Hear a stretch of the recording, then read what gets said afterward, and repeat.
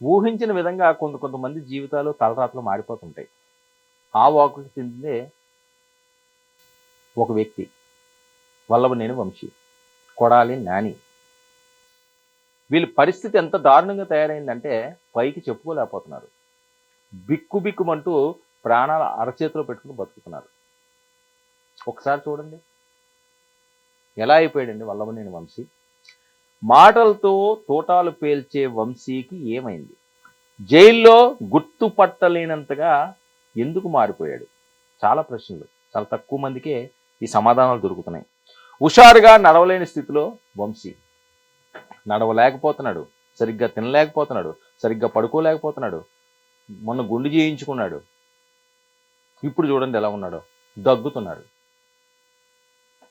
ఏం రోగం వచ్చిందని పాపం అందరూ అడుగుతున్నారు.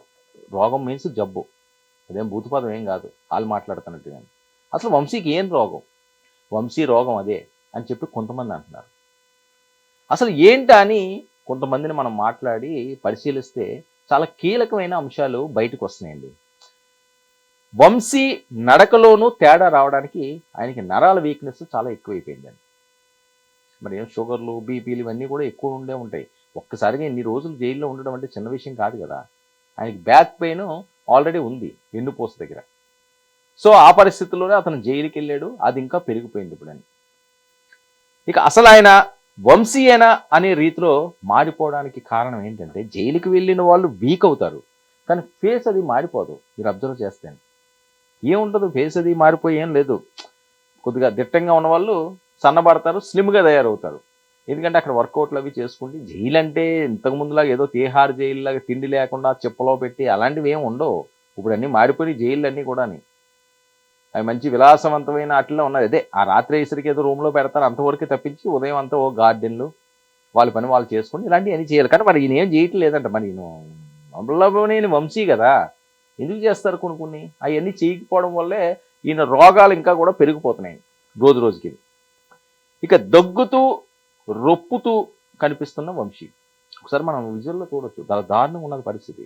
అంటే ఏవో మూవీస్లో చూసే సీన్లు ఉంటాయి చూసారండి, వయసు అయిపోయి ఇంకా వాళ్ళు చివరి దశకు వచ్చేసినప్పుడు దగ్గుతుండడం, ఇలా ఆయాస పడిపోతుండడం, ఇలాంటివన్నీ చూస్తుంటాం. అవి ఏంటంటే సింబాలిక్గా ఏదో జరిగిపోతున్నది, ఇంకా చివరి అంకానికి వచ్చేసినట్టుగా ఆ భయం కనిపిస్తున్నది ఇప్పుడు వంశీ వాళ్ళ కుటుంబ సభ్యులని. వాళ్ళు చాలా ఆవేదన వ్యక్తం చేస్తున్నారు. సరే ఏదో తప్పులు జరగడం ఇవన్నీ లేని మనిషి చెడిపోవాలని ఎవరు కూడా కోరుకోకూడదు. ఆ రకంగా కోరుకోవడం కూడా తప్పు. చేసిన తప్పులకు పశ్చాత్తాపడి ఆయన ఏమన్నా ఓ మంచి జీవితాన్ని గడపాలనే అందరూ కోరుకోవాలి. కానీ దారుణమైన మాటలు కదా, ఎవరికి ఆ సింపతి రావటం లేదు. వంశీ ప్రాబ్లం ఏంటంటే ఎవరికి వంశీ మీద సింపతి రావటం లేదండి. వాళ్ళ కుటుంబ సభ్యులకి తప్పదు కాబట్టి వాళ్ళు ఏమన్నా అయ్యో మా వంశీ అనుకుంటున్నారు. కానీ వైఎస్ఆర్సీపీ వాళ్ళకి ఎవరికైనా ఉన్నదా? ఏమైపోయారు వాళ్ళందరూ? ఈయన పతనాన్ని ఈయనే కోరుకొని తెచ్చుకున్నాడు. టీడీపీలోకి వెళ్ళడం ఏంటి, వైసీపీలోకి వెళ్ళడం ఏంటి, తండ్రి లాంటి చంద్రబాబుని, తల్లి లాంటి ఆ భువనేశ్వరి గారిని ఆ రకంగా మాట్లాడడం ఏంటి, సోదరులు లాంటి లోకేష్ని ఎన్ని మాటలు, ఎంత దారుణం. ఆ కొడాలి నాని అవనియండి, ఇతను అవనియండి, వీళ్ళిద్దరికి ఇదే పరిస్థితి. కొడాలి నాని పరిస్థితి చూడండి. మరి అప్పుడు దాకా సడన్గా ఎందుకు ఈ రోగాలు పెరిగిపోతాయి వీళ్ళకి? ఎందుకు హెల్త్ ఎమర్జెన్సీ వచ్చేస్తుంది? కొడాలిది కూడా అదే పరిస్థితి కదా, ఆయనకే హెల్త్ ఎమర్జెన్సీయే. ముంబై అన్నారు, అది అన్నారు, ఇప్పుడు ఎక్కడ కనిపించట్లేదు. బైపాస్ సర్జరీలు చేశారన్నారు, చాలా కీలకమైన ఆపరేషన్ అన్నారు. మరి ఏది? ఎవరైనా మాట్లాడాలి కదా. అంటే వీళ్ళకి ఎంతో టైం పట్టలేదు వాళ్ళు చేసిన తప్పులకి. ఆ శాపాలుగా మారినయేమో, వాళ్ళు కన్నీటి చుక్కలు వీళ్ళని కాల్చేస్తున్నాయేమో ఈ రకంగా. లేకపోతే ఎందుకు వస్తుంది సడన్గా వీళ్ళిద్దరికి? మీరు జాగ్రత్తగా అబ్జర్వ్ చేస్తే ఈ ఎపిసోడ్ మొత్తంలోని తెలుగుదేశం పార్టీకి సంబంధించి చంద్రబాబు నాయుడు గారిని, భువనేశ్వరి గారిని, ఎక్కువగా లోకేష్ గారిని మాట్లాడిన దాంట్లో కొడాలి నాని, వల్లభనేని వంశీ ఎక్కువ అండి. మిగతా వాళ్ళందరూ మాట్లాడారు, మాట్లాడలేదని కాదు, కానీ వీళ్ళు ఎక్స్ట్రీమ్కి వెళ్ళి మాట్లాడారు, హద్దులు దాటిపోయారు, అవధులు లేకుండా మాట్లాడారు, బ్రేకులు లేకుండా మాట్లాడారు, చాలా కించపరిచారు, చాలా నీచంగా మాట్లాడారు. అరే లోకేష్ గారు ఏదో ఒక జూమ్ మీటింగ్లో వస్తే నేను చాలాసార్లు ఇది ప్రస్తావించాను కూడా, అందులో కూడా వెళ్ళి అతన్ని వెటకారంగా సడన్గా ఎంటర్ అయిపోయి వికటాటహాసాలు, ఆనందాలు. మరి ఈ నవ్వులన్నీ ఏమైపోయినాయి ఇప్పుడు? ఏమైపోయినాయి? నడవలేకపోతున్నారు, సరిగ్గా కూర్చోలేకపోతున్నారు, దగ్గుతున్నారు, మాట కూడా రావటం లేదు, రొప్పుతున్నారు ఆయాసంతో. వయసు ఏం అయిపోలేదే. అదే వయసులో చంద్రబాబు నాయుడు గారు ఈ వయసులోని కూడా, ఈ ఏజ్లోని కూడా ఎప్పుడన్నా అలాంటి సీన్ చూసారా? అంటే ఆయనకి మనోధైర్యం ఎక్కువ, కసి ఉండాలి దేని మీదన్నా సరే, ఆ రకంగా వెళ్ళాలి. అంతేగాని నీచంగా మాట్లాడి మనం కసి తీర్చుకుందాం, అడ్డదారిని వెళ్ళి మనం ఎవరి మీద కక్ష తీర్చుకుందాం అనే ధోరణి మంచిది కాదు. ఆ ఫలితమే ఈరోజు వీళ్ళిద్దరూ అనిపిస్తున్నారు. ఇక అసలు ఆయన వంశీయేనా అనే తీరులో మార్పు, దగ్గుతూ రొప్పుతూ కనిపిస్తున్న వంశీ, జైలులో తీవ్ర అస్వస్థకు గురైన వంశీ. వంశీకి ఏమైనా జబ్బు ఉందా? జుట్టు మొత్తం తెల్లబడిపోయింది. వయసు వస్తే జుట్టు తెల్లబడిపోతుంది, కానీ గుండె ఎందుకు చేయించుకున్నాడు ఆయన? ఏదో సంథింగ్ లోపల దొలుస్తుంది ఆయన. చాలా అతి ప్రమాదకరమైన జబ్బు లేకపోతే ఈ రకంగా మారిపోవడం అని చెప్పి కొంతమంది డాక్టర్లు అంటున్నారు. ఏదో డేంజర్ అండి ఆయనకి, లేకపోతే ఎందుకు మారిపోతారు? ఎంత దారుణంగా మారిపోవాల్సిన అవసరం లేదు. నెల 2 నెలల నుండి మారిపోతే ఇంకేంటండి మనిషి జీవితం? అంత స్ట్రాంగ్గా ఉన్న వ్యక్తి ఏమవుతుంది? జైల్లో భోజనంగా వస్తే చెప్పించుకోవచ్చు కదా, పర్మిషన్ ఇవ్వమంటే ఇస్తారు. జైల్లోనే తినడం లేదు, అక్కడ పెట్టింది ఏదన్నా. అక్కడ కూడా ఇప్పుడు మంచి ఫుడ్డే ఇస్తున్నారట, ఏది పడితే అది పెట్టట్లేదు, దొంగోళ్ళ ఏం చూడట్లేదు, అంతా బాగానే ఉంది. కానీ ఏదో లోపల దొలుస్తుంది, దీన్ని కొరుకుతుంది ఇన్సైడ్, దానివల్లే ఈ పరిస్థితి వచ్చిందని. ఇక వంశీకి ఏమైనా జబ్బు ఉందంటే చాలా తీవ్రమైన అనారోగ్యంతో ఆయన ఉన్నాడు. జుట్టు మొత్తం తెల్లబడిపోయింది. పోలీసు వెహికల్ కూడా ఎక్కలేకపోతున్నారు ఎందుకు? ఇవన్నీ ప్రశ్నలు. పోలీసు వెహికల్ కూడా ఎక్కలేనంతగా ఉంటుందా ఎవరైనా జైల్లో ఉన్నవాళ్ళు? అలాగే అస్సలు ఉండే ఛాన్సే లేదు. కానీ ఏదో తీవ్రమైనది వస్తుందని చెప్పి మాట్లాడుతున్నాడు. ఆయన ఏ రోగంతో బాధపడుతున్నారన్నది చాలామంది ప్రశ్న. వంశీకి వచ్చిన జబ్బు బయటకు ఎందుకు చెప్పట్లేదు? అంటే చెప్పకూడని జబ్బు వంశీని వెంటాడుతుందా? ఇదో కానీ మనం చెప్పాలి కదా వాళ్ళ కుటుంబ సభ్యులు అనేది, ఇదిగో ఈ ప్రాబ్లం ఉన్నదని, లేకపోతే కోర్టుకు చెప్పుకోవాలి జడ్జి గారికి, ఇదిగోండి ఈ ఇష్యూ ఉన్నది, ప్రాబ్లం ఉన్నదని. బయటకు ఎందుకు తెలియనివ్వటం లేదు? ఇవన్నీ కూడా ప్రశ్నలు. కొడాలి వంశీ విషయం, కొడాలి నాని విషయంలో కూడా ఇలాగే జరిగింది. బైపాస్ సర్జరీ అన్నారు, తర్వాత ఏమైందో తెలియదు. అది సక్సెస్ అయిందా, ఫెయిల్ అయిందా, ఆయన సేఫ్గా ఉన్నాడా, ఉంటే ఎక్కడున్నాడు, ఏం చేస్తున్నాడు ఎవరికైనా తెలుస్తుందా? వీడియో అసలు బయటకు వస్తుందా?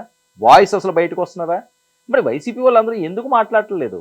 అరే అయ్యో పాపం అని కూడా మాట్లాడాలి కదా, వంశీకి ఇలా ఉందని మాట్లాడాలి కదా, జైలుకి వెళ్ళి పరామర్శించాలి కదా. మరి ఆ వీడియోస్ ఏం రావట్లేదు, ఎవరో పరామర్శించినట్టు జైలుకి వెళ్ళినట్టుని. ఆ స్టార్టింగ్లో ఏదో 1-2 వచ్చినాయి, ఇంకంతే అయిపోయింది, వదిలేశారు. మీ సాగు మీరు సావండి అంటున్నారు. అది ఇంకా కుమిలిపోతారండి మనుషులు. ఇలాంటి కష్ట సమయంలో మంచో చెడో ఎవరో ఒకటి నిలబడితే సర్లే, కొద్దిగా హోప్ ఉంటుంది. ఏ పోతే పోనీలే, మనకెందుకులే, వాళ్ళే చేసుకు. ఇప్పుడు అందరూ ఏమంటున్నారు? మీరు చేసిన తప్పులే కదా మీరు అనుభవిస్తున్నారు అంటున్నారు కదా, ఇంకేంటి? ఇక ఆయన ఏ రోగంతో బాధపడుతున్నారు అన్నది ప్రశ్న. వంశీకి వచ్చిన జబ్బు బయటికి ఎందుకు చెప్పటం లేదు? ఇంకెన్నాళ్ళు జైల్లో ఉంటే, ఇంకొన్నాళ్ళు జైల్లో ఉంటే ఆయన పరిస్థితి ఏంటి? కుటుంబ సభ్యులు ఎందుకు ఆందోళన చెందుతున్నారు? జైల్లో కింద పడుకోలేకపోతున్నారట, వెన్నుపూస నొప్పుతో బాధపడుతున్నారా? ఆరోగ్యం దృష్ట్యా బెయిల్ మంజూరు చేయాలని కోర్టుకు విన్నపం. వంశీ ఆరోగ్యం దృష్ట్యా విజయవాడ SC/ST కోర్టు బెయిల్ మంజూరు చేసింది. ఈయనకి ఎంత దారుణమైన పరిస్థితులు ఉన్నాయంటే బెయిల్ మంజూరు చేసింది.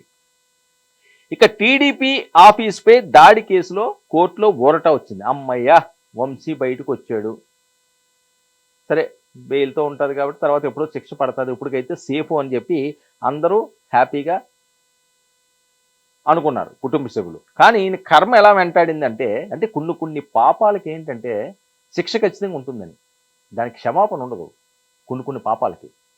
అదే పరిస్థితి ఈరోజు వంశీలో చూస్తున్నారా అని. నకిలీ ఇళ్ల పట్టాల పంపిణీ కేసులో వంశీకి ఈ నెల 29 వరకు రిమాండ్. చూడండి, ఇలాగ వచ్చారనేసరికి అలా వెళ్ళిపోయాడు. ఇంకా కుమిలిపోతాడు ఇంకా. వంశీ అనుచరుడు ఓలుపల్లి మోహన్ రంగా కూడా రిమాండు. నకిలీ ఇళ్ల పట్టాల పంపిణీ కేసులో జడ్జి కె శ్రావణ ముందు వంశీని హాజరుపరిచిన పోలీసులు ఈ నెల 29 వరకు వంశీ మోహన్ రంగారావుకి 14 రోజుల రిమాండ్ విధించారు. అంటే వంశీ బయటకు వచ్చే పరిస్థితి లేదు. బెయిల్ వచ్చిన ఆశాభంగమే. ఇంకొక దాంట్లో మళ్ళీ ఎత్తేశారు వాళ్ళ భాషలో. సో ఇప్పటికైనా సరే సీరియస్ ట్రీట్మెంటు ఇప్పించుకుంటే మంచిది, లేకపోతే ఏం జరుగుతున్నదో అన్నది ఆందోళన. చాలా హ్యాపీ ఫీల్ అయిపోయారు ఆ గంట 2 గంటలు, కానీ అవేమి నిలబడలేదు. మళ్ళీ ఇంకో దాంట్లో రిమైండ్ చేస్తారు 14 రోజులు. సో సమ్మర్ అంతా కూడా ఇలాగే జరిగేలా ఉన్నది. మరి ఏమైనా రైనీ సీజన్ వస్తే ఆయన ఏమైనా బయటకు వస్తాడో వానలాగా, లేదా మళ్ళీ వింటర్ వరకు వెయిట్ చేయవలసి వస్తుంది. కాలాలు మారిపోతున్నాయి, కానీ వంశీ తలరాత మారట్లేదు. రోగాలు వెంటాడుతున్నాయి, బిక్కుబిక్కుమంటూ బతకాల్సిన పరిస్థితి వస్తున్నది. చేసిన తప్పులకి మరి జైల్లో పశ్చాత్తాప పడుతున్నారా లేదా అన్నది ఆయనకి మాత్రమే తెలియాలి. కుటుంబ సభ్యులు మాత్రం తీవ్ర ఆవేదనతో ఉంటున్నారు, ఎప్పటికన్నా బయటికి రాకపోతాడని. కానీ వచ్చే సూచనలు ఏమి కనిపించట్లేదు. సో ప్రతి ఒక్కరూ తెలుసుకోవాల్సింది ఏంటంటే, మనకు అధికారం ఉంది, మనకు అంగబలం ఉంది, మనకు అర్ధబలం ఉందని చెప్పి ఇష్టం వచ్చినట్లుగా రెచ్చిపోతే ఈ రకంగా ఎక్కడో దగ్గర పుచ్చిపోవాల్సిన అవసరం వస్తుంది. అది గమనిస్తే సేఫ్గా ఉంటారు. లేదు అంటే ఇక్కడ మనం చూస్తున్నాం కదా, ఆ విజువల్స్ రూపంలోని, ఆ వీడియోల రూపంలోని అదే పరిస్థితి. ఎంత ఉన్నా ఈరోజు ఏమీ లేనట్టుగా ఎక్కడో ఒక 4 గోడల మధ్య బతకాల్సిన దుస్థితి. బయటకు వస్తామో రానో తెలియని పరిస్థితి.